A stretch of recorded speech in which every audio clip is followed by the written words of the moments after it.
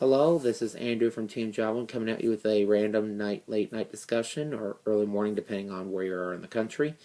Today I'm going to talk about 10 decks I think can win at a regional level, specifically road decks.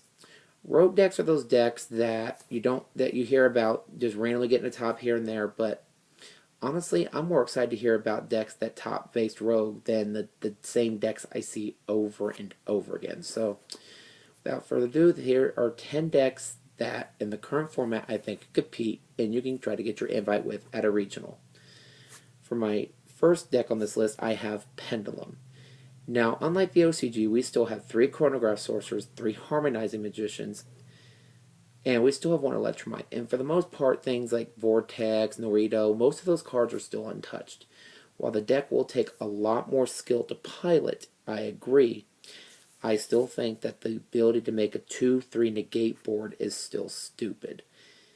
And other than that, it's like the deck really hasn't really lost too much. It just lost consistency pieces. It still has a lot of its power plays. So Pendulum is, I think, is a really good deck. Electromite is still a card, and I feel as long as Pendulum Sorcerer, lol, as long as Electromite is still around, Pendulums like Magician Pendulums will still be around for a long time to come. Until that card's banned, that deck will still do tops here and there. So my next deck on this list is True Draco. True Draco, for the most part, outside of Masterpiece being forbidden, have most of their key cards back. They're still on the list. They're still legal. We still have 3 card Demise, 3 Potted Dualities, 3 Ignis. We still have 3 Diagram. And most of the floodgates at the meta that stop the meta are still legal at 3 outside of a couple, and even then you have multiples of those as well in other forms. What I got my invite with was True Dracos, and I honestly think that deck is still really, really good. And the beautiful thing about True Dracos is you just edit the floodgates in the main deck with your side deck to deal with the matchup you don't like. So, like, let's say you don't like your Ultrageist matchup, even though we have a favorable one, you could side out traps that don't do gold against Ultrageist, and side in traps that do well against them. Like, Rivalry doesn't really do anything against Ultrageist, but Gauzen match does, so you set out Rivalries for Gauzens, and vice versa. I think True Dracos is a Demise variant that has a lot of flexibility and can get rid of floodgates when you don't want them to. Like, if a floodgate starts hurting you, you can just pop it with Diagram, tribute it off with your monster. So yeah, True Draco I think is a really good contender this format. For the next one on my list, this one won't go into effect until the release of Sisters of Rose on January 11th. But I thought I'd put it on here because that's really only about a little less than a month away. So, and there won't be major events until then. So, my number 8, or on the list, my third on the list, will be Trains. We are getting a rank 11 Xyz in the new set that upgrades itself by attaching to any rank 10 Xyz monster. That's a machine. So you go into a rank 10 and then you upgrade it. And for every material it has, it gets 1 addition. It can attack equal to the amount of materials it has plus 1. So if it has 3 materials, it can attack 4 times. If it has 3, it can attack 3, it can attack 4. If it has 2, it can attack 3 times. And this behemoth starts at 4,000 attack points. So just by itself upon summon, that is 4 attacks at 4,000. That is stupid. And it can attach material to gain 2,000 attack and defense points. So then you have 3 attacks for 6,000. That is stupid. And keep in mind, this is without limited removal, or if you play the deck smartly, the ability to go into Super Cannon Dora first and make this thing unaffected by card effects. That is the dumbest thing ever. I was doing it on YGO Pro and was able to attack directly. No, I attacked 3 times at 12,000 with a limited removal, and my opponent just couldn't do anything. So I think Trains, once we get the Sisters of Roses set, will be a viable contender. So yeah. For the next one on my list, my 4th deck on this list will be Metaphys. This deck has a lot of annoyance. It has a field spell that doesn't allow you to chain to Metaphys effects. You have Gold Cirque still at 3. Macro and Defissure as some of the most powerful floodgates ever created in the deck. And a boss monster, the minute it's special summoned by the effect of a Metaphys card, just banishes all your special summon monsters on the field. Like, that kills you, Link. That kills Sky Strikers to an extent. Kills Ultrageist. Kills Thunder Dragons, because if you can kill them that turn, they won't be able to make a recovery play. Metaphys also have access to a really powerful trap card that you just want to get this effect when it's banished or searched. I mean, this deck has a lot of power. So yeah, I think Metaphys, if piloted by the right person, can easily top this format. The only thing is the small problem is that the consistency, and it does have a little luck sack factor with Ragnarok, but hey, Dante was luck sack factor card 2, and look what that did. So yeah, Metaphys as the 4th deck on this list. So the 5th deck on this list, I'll admit I don't know much about, but I've seen tournament results, and I probably should learn this deck more, is Prank Kids. They won YCS Milan to everybody's complete and utter shock, and they've been doing really well on the regional level. Why I don't know the fine-tuning of the deck, because I haven't played enough against it yet or learned it yet like I should, I know the deck can spam a lot of monsters and be able to link away and fuse a lot and put big amounts of beat sticks on board via card effects, so I'll leave it to you with Prank Kids. So I don't know much about the deck, but if it's constantly topping regionals here and there, and it's still in it won YCS Milan, then I think it is a really good rogue contender. The reason I don't consider it meta is it's not getting enough tops to consider it meta, and it's still randomly forgotten about here and there. So the 6th deck on my list is Trickstar. We still have 3 Trickstar reincarnations in the game. We still have 3 Droll Mockbirds. And why this combo is still in the TCG, God forbid, I don't know why. Honestly, I think reincarnation should have been limited, but that's neither here or there. This deck still has pretty much all of its power cards intact, and there are so many creative people out there. I think we can make really dangerous engines, like the Sky Striker Trickstar engine was one of the most dangerous decks in the TCG at one point. Granted, that engine's dead now with the limiting of drones, but I think the right person could edit the Trickstar deck to deal with some of the format problems right now, and I think we'd have a really good contender for a rogue deck.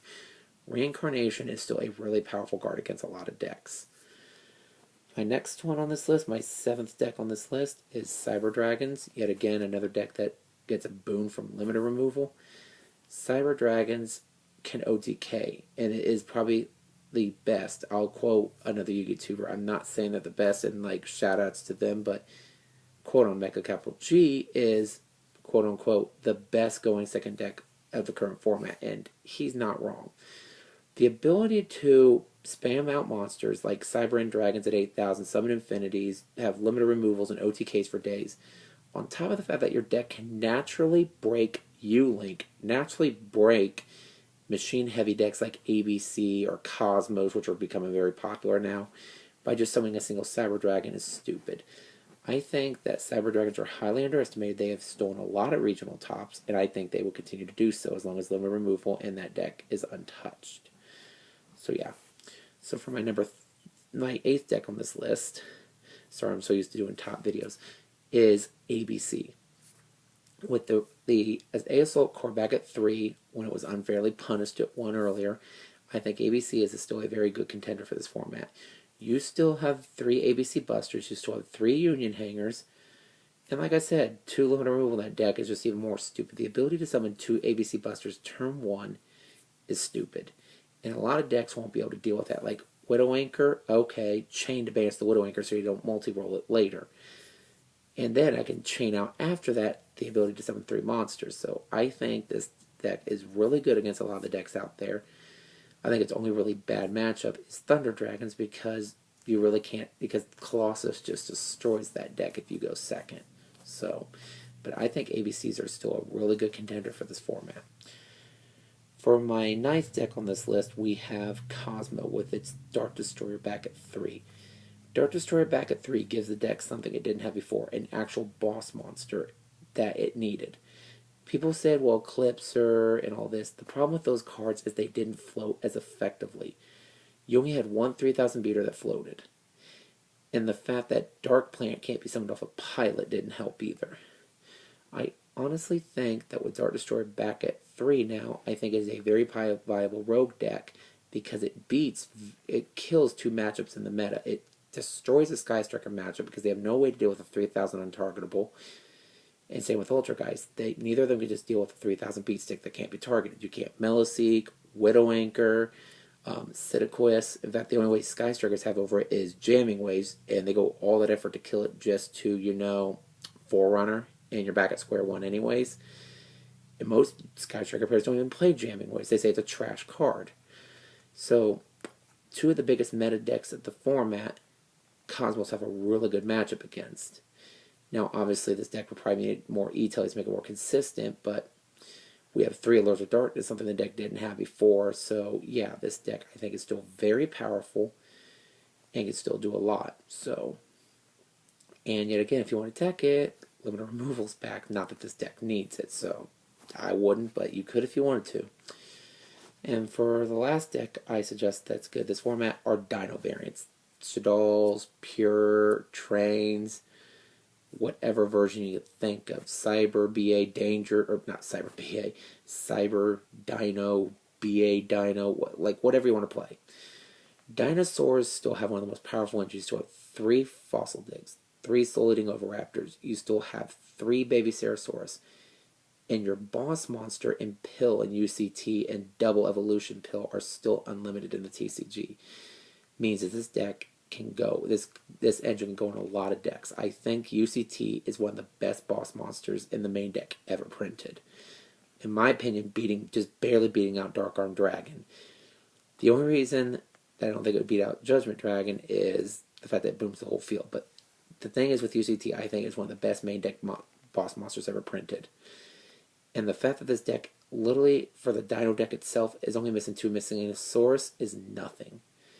No, it's not missing Ligasatham or Denglong. Those were not dinosaur cards. They just abused it. So I think this deck is very good this format. UCT against most decks is still a pain. Like 3 Thunder Dragon Colossus. Okay, that's cute. Book them all.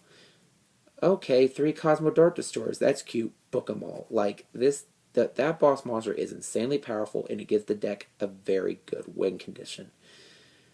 Granted, it does break a bit, and it does have consistency issues, but I don't think that's enough to slow these decks down. I think the 10 decks I just listed can go to a regional and do well if you pilot them. Now, that does not mean these decks are budget by any stretch of the means. Like, Cosmos are still expensive because a lot of their cards haven't been reprinted. I think there's one other deck on this list that's still pretty pricey. Yeah, True Draco's still pretty pricey. Prankets are pretty pricey as well right now too. But yeah, I think that these decks can do a lot in a regional, and you could try to get your invite with them. So I'd say go for it. Some of the best decks in the game ever created were by people being creative in formats.